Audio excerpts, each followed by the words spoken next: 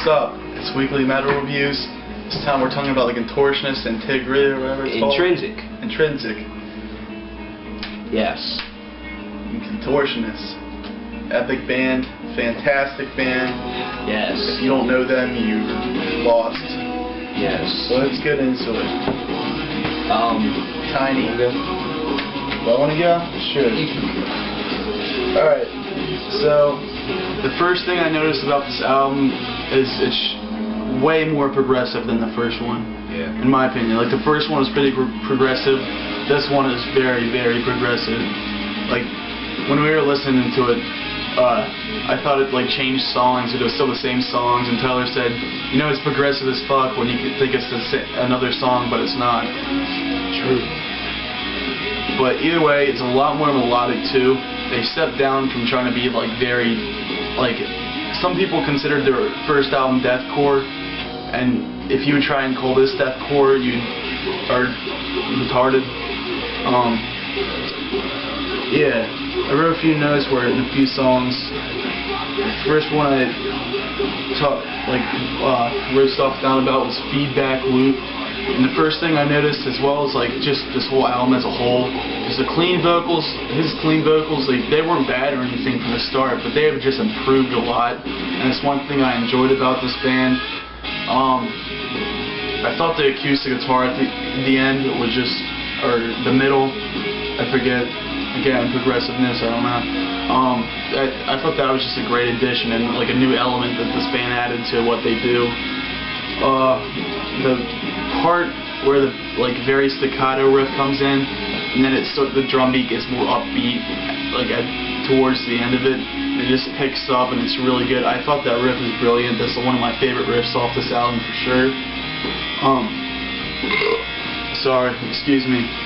And again, for like this album as a whole, I thought the drums, as well as the first album, I thought that the drummer of this band, he knows how to be creative, and he just some of the riffs, just the way the drums are behind them and backing them, they make the riffs just so much more better. Seriously, the drummer for this band is underrated. Some of the stuff he does is fantastic. Like I said, they like focus a lot less on being heavy and more on just being progressive and being melodic. Don't get me wrong, there's some pretty heavy parts on this album. I thought that the keyboards, they did a lot more cooler stuff than they did on the first album. Like, what's that song? What was it called? Sequential Vision. The keyboards, just the way, like, that dissonant, like, weird thing he does, and then they go into like that breakdown kind of thing, and the keyboards come back. That is just the most brutal thing I've heard. One of the most brutal things I've heard this year. But yeah, just another thing, the way this band, just how they transition from riff to riff, or just from different parts of the song to the next part. Like they do it so well. Like these guys must know, like, they're either just really gifted and are like just raw talent musicians, or they just studied theory out the ass, like music theory, because just how they can transition into other parts, other riffs, and just how you'll hear one riff and it'll hear something else that's very different but still has the same theme or still sounds really similar to it. Just the way they transition between those it's fantastic. But overall, I think on this album, this band has established themselves. They are the Contortionist. They are the Contortionist. They've taken everything they know how to do, and they've just gone in different directions, and they've tried new things with it. But yeah, I enjoyed this album. Me and Tyler were talking. We can talk about it at the end, so I'll let you get into it. Yeah.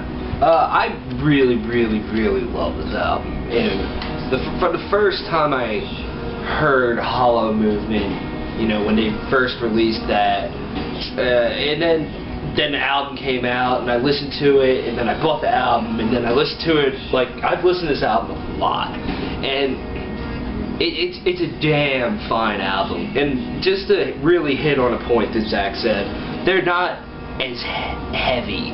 They're a lot more melodic. They're a lot more beautiful, a lot more focus on being really original, really having a lot of things going on, and that is a very progressive thing. You know, progressive music is very complex, and this is a complex album. Some of the songs on here at times are very just difficult to wrap your mind around, like, holy shit, this is just happening right now.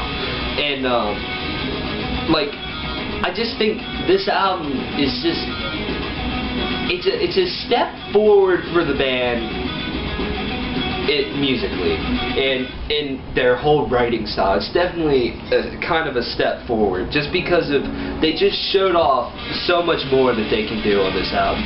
Like, on Exoplanet, they had a lot of melody, beautiful stuff, you know, harmonies and all that stuff, and then they had a lot of, like, really just groovy riffs and heavy as hell breakdowns, and those are kind of absent. This album is a lot more laid back, a lot more kind of tame, if I should say. There's about 2 songs that really just have those heavy, crushing breakdowns that the Contortionist had a lot on Exoplanet. There is no breakdowns that are like the breakdowns in the song Vessel off of Exoplanet that will make you shit your pants. But I mean, there's still some very heavy, very groovy riffs, don't get me wrong. I mean, the Contortionists are just expanding their sound on this, and they're finding how they sound. Like, I don't see this band really changing their actual sound, their guitar tones and all that stuff, years from now. And I just think that's really cool that just 2 albums in, they just bam, you know, this is how we're going to sound like, and we're just going to keep improving and exploring different things. There's a lot more just, like I said, laid back parts, and then like a beautiful vocal will come in, such as in a feedback loop or a hollow movement, and I love that, and it's so relaxing to listen to. You can definitely hear a Between the Buried and Me influence in this band. Especially in the clean vocals. I think the clean vocals sound a lot like Between the Buried and Me. That's just my opinion. But overall, in every aspect of the music, you can hear Between the Buried and Me influence. Like Zach was talking about with the keyboard, like the little keyboard break in Sequential Vision. That reminds me of, it's off of The Great Misdirect by Between the Buried and Me, where they just had like the piano going and vocals and everything. I completely forgot the song, but that's what that reminded me of the first time I heard that. I was like, damn, that's Between the Buried and Me. That just sounds like it. And I mean, there's just a lot of very good tracks on here. The only problem that I really have with this album is that I just feel the ending is very unsatisfying. The ending to the album. I mean, Parallel Trance, don't get me wrong, it's a very atmospheric, very, you know, it's a cool song. But I feel like they could have ended so much more in the bang. Like on Exoplanet, they ended with a 3-part epic of the title track. What? EP. Yeah.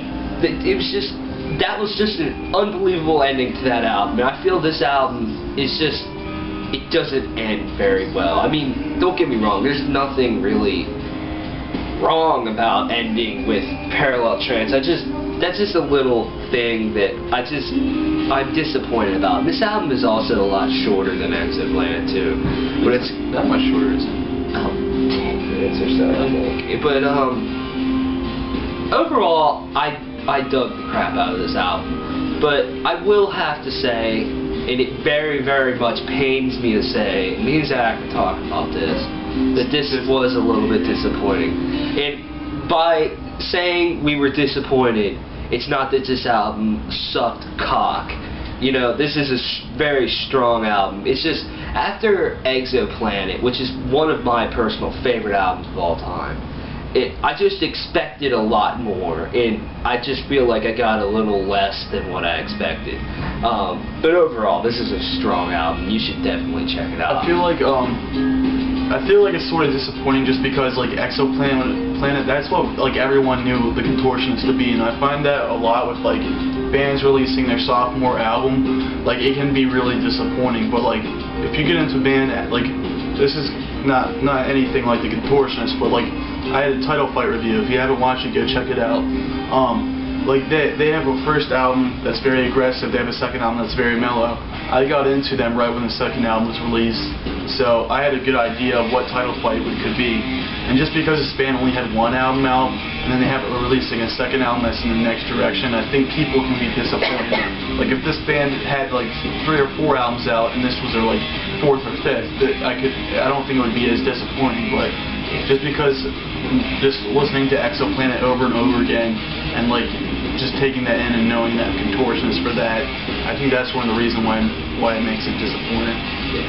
It's somewhat disappointing, but it's not at the same time. It's a very good album. Yeah, I feel like this band has very much potential to be between the Buried and Me and Opeth and all those progressive bands that people talk about all the time, like 10 years down the road when they're releasing their 4th, 5th album. You know, this band has so much potential. I think they really got something special and different going for the progressive music genre. And I know people might think it's just gent, you know, there's nothing different. They sound like Meshuggah, you know, just no. I think this band sounds like Meshuggah. I mean, you can tell they're obviously influenced. Yeah. But if you think this band just sounds is a Meshuggah ripoff, you take it up the ass every night and you have a dick. Just overall, I think that about wraps up a review of Intrinsic by the Contortionist. What would you give as an album? As an album review, as an album as itself, I'd probably give it like a 9.5 out of 10. As an album from the Contortionist, I'd probably say 8 out of 10. Yeah. I'm gonna give it a 9 out of 10. It's good, check it out. I love this band. But yeah. Weekly Metal Reviews.